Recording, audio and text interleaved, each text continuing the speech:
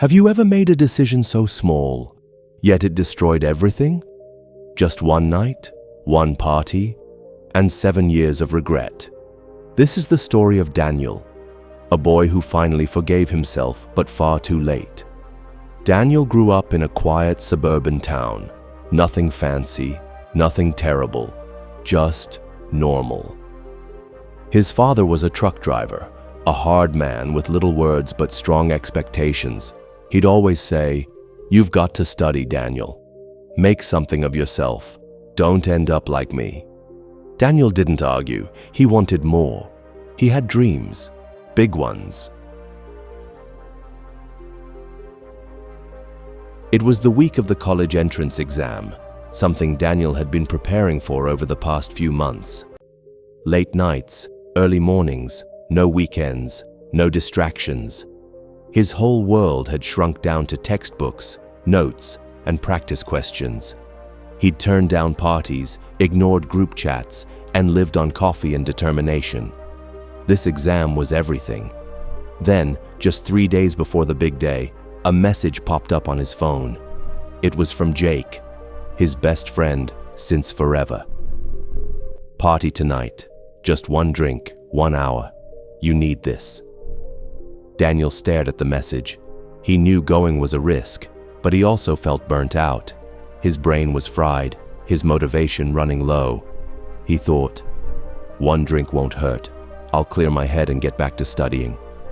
So, he went. But one drink turned into a couple more. 1 hour turned into 5. The music was loud, the drinks kept flowing, the night moved fast. Before he knew it, the sun was coming up. He stumbled home as the sky began to brighten. He crashed into bed, exhausted. When he opened his eyes, it was too late.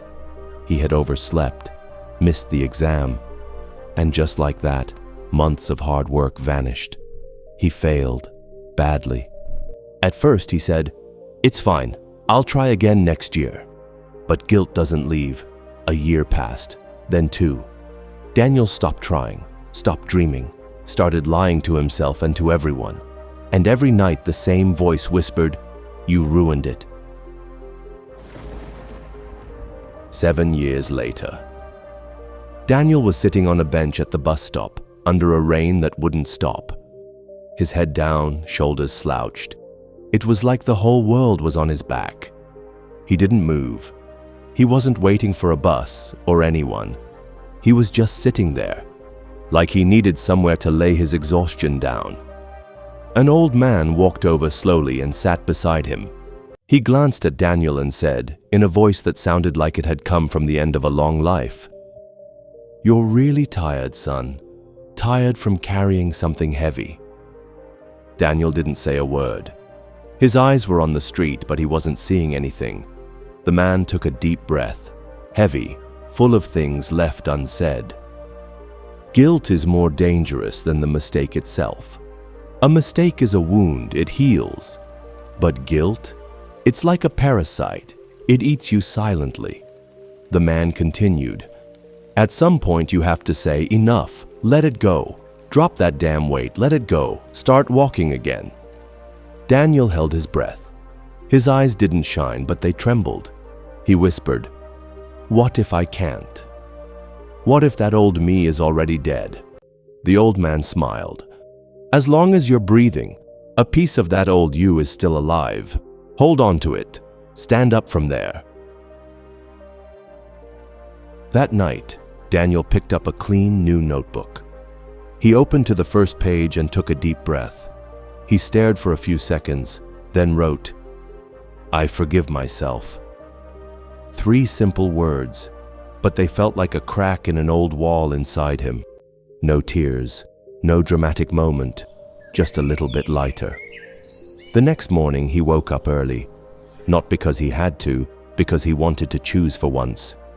He made a cup of coffee, read 2 pages of a book, took a walk down the street. Just simple things, not motivational, not dramatic, just small steps that slowly started to build a new rhythm. A year later, he signed up for a boot camp. He was nervous, unsure, but he showed up, day by day. No drama, no expectations. 2 years later, he started freelancing. It was hard at first, few projects, lots of mistakes, but he kept going. By year 5, he was helping others, people who were exactly where he used to be, tired, lost, stuck.